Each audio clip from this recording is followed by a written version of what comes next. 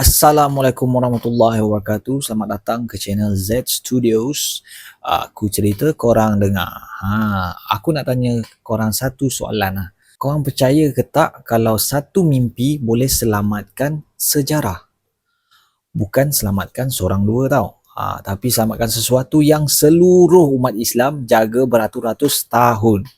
Sebab cerita ni bukan cerita dongeng. Nama orang ni ada dalam buku sejarah dan apa yang terjadi buat ramai ulama terdiam.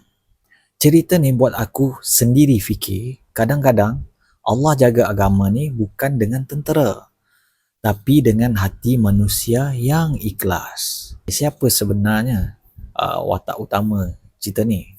Okey, kita kenalkan dulu watak utama cerita ni.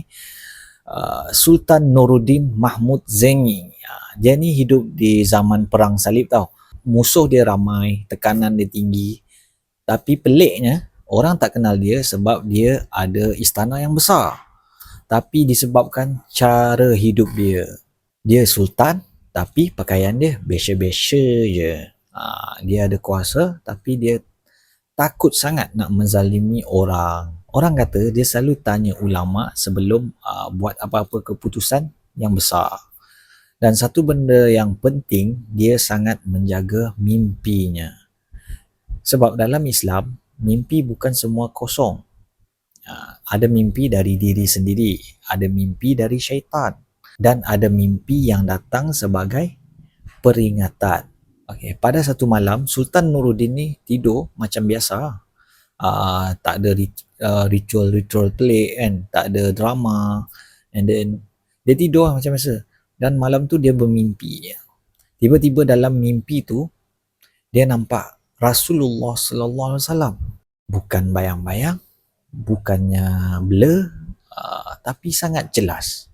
Rasulullah ada dalam mimpi dia. Dalam mimpi tu Rasulullah tak senyum dan juga nampak tak marah lah. Tapi wajah baginda sangat-sangat serius. Baginda menunjuk ke arah dua orang lelaki yang ada dalam mimpi itu juga. Tapi Sultan Nuruddin ni tak pernah nampak pun muka dia orang ni. And then Rasulullah cakap satu ayat je. Selamatkan aku daripada mereka. Kau bayangkan ayat tu berulang-ulang dalam kepala kau. Kau bayangkan kau bangun tidur dan ayat tu masih terngiang-ngiang.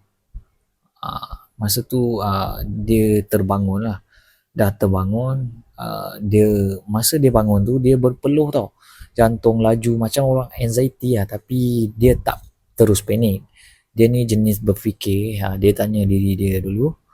Adakah ini mimpi biasa atau amanah? Sebab ada satu hadis yang semua orang tahu syaitan ni tak boleh menyerupai Rasulullah.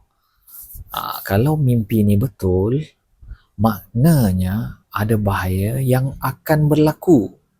Tapi masa tu dia tak terus bertindak tau. Mungkin dia tengah cari cara-cara nak react dengan situasi tu. And then malam kedua, dia mimpi yang sama. Orang yang sama, ayat yang sama, tapi dengan nada lebih mendesak. And then malam ketiga pun benda yang sama. Kat sini Sultan Nuruddin ni dah tak ada pilihan. Ini bukan tentang dia, ini tentang amanah. And then amanah ni tak boleh ditangguh. Masa tu dia buat satu keputusan senyap-senyap tau. Ni yang buat aku respect dengan Sultan ni. Dia tak buat pengumuman besar. Tak kumpul ulama-ulama untuk berdebat panjang pasal mimpi dia. Dia terus buat satu keputusan pergi ke Madinah secara senyap-senyap. Kenapa senyap? Sebab kalau betul ada musuh tak boleh tahu pun kedatangan dia. So dia bergerak ke Madinah dengan sepantas-pantasnya. Kalau biasa dari tempat dia ke Madinah lebih kurang 2 bulan lah baru sampai. Tapi pada masa tu dia sampai cuma dalam masa 16 hari tau. Bila dah sampai Madinah, Sultan Nuruddin dia tak terus serbu. Dia perhati, and then dia dapat satu idea. Dia buat satu jamuan besar dan buat satu majlis beri sedekah kepada semua penduduk-penduduk kat situ dengan syarat wajib ambil sendiri. Tak nak diwakili oleh sesiapa pun. Masa tu semua orang datang. Sambil-sambil dia bagi duit, mata sultan tu tajam lah, memati. Dia tengok wajah setiap orang-orang yang datang kan, tapi dia tak nampak pun kelibat dua orang yang ditunjukkan Rasulullah tersebut. Jadi dia bertanya kepada orang kampung, ada lagi ke orang yang belum datang? Orang kampung pun jawab, tak ada pun, tak ada dah tuanku, cuma ada dua orang lelaki lah, musafir dari Maghribi, Andalusia lah, tapi mereka ni orang alim, soleh, kaya dan suka bersedekah, jadi diorang tak datang. Jadi Sultan pun bertitah, panggil mereka. Bila kedua-dua lelaki ni yang alim ni sampai depan Sultan, Sultan Nuruddin pun terkejut. Wajah mereka sebiji macam dalam mimpi dia. Inilah wajah yang aku nampak dalam mimpi tu. Tu dia, dalam hati dia cakap lah. Sultan ni pun tanya kat dorang, siapa korang ni, asal dari mana? Dan dorang jawab dah dengan tenang, dia jemaah haji dari Maghribi, kononnya nak duduk berjiran dengan Nabi. Sultan Nuruddin tak percaya tau, dia lakonan warak mereka ni. Dia terus pergi serbu, rumah sewa mereka di berdekatan dengan Masjid Nabawi, hampiran Raudah.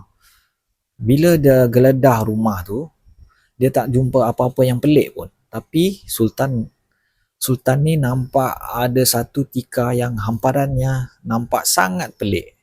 Jadi dia selak tikar tu, Allahu Akbar. Bawah lantai ada terowong, and then terowong tu menuju ke makam Rasulullah sallallahu alaihi wasallam. Time ni Sultan Nuruddin dah faham, mimpi tu bukan simbol, ia amaran sebenar. Okey, masa tu Sultan Nuruddin ni arah diorang bina benteng bawah tanah, bukan guna batu biasa, plumbum cair macam logam yang cair kot, supaya tak ada siapa-siapa boleh gali lagi. Benteng tu kan sampai hari ini masih ada. Okey, kalau Sultan Nuruddin kan ignore mimpi tu, kalau dia fikir alah mimpi je lah, kau rasa apa akan jadi? Korang rasa apa akan jadi? Kadang-kadang Allah jaga agama ni bukan dengan suara yang kuat, tapi dengan hati yang peka. Okey, itu saja yang aku nak kongsikan untuk video kali ini. Thank you sebab korang dah tengok sampai sini. Mimpi ngeri bagai peringatan, rahsia lama tersingkap nyata, cerita sejarah jadi pengetahuan. Z Studio menyingkap dunia. Jangan lupa subscribe, like and share. Assalamualaikum.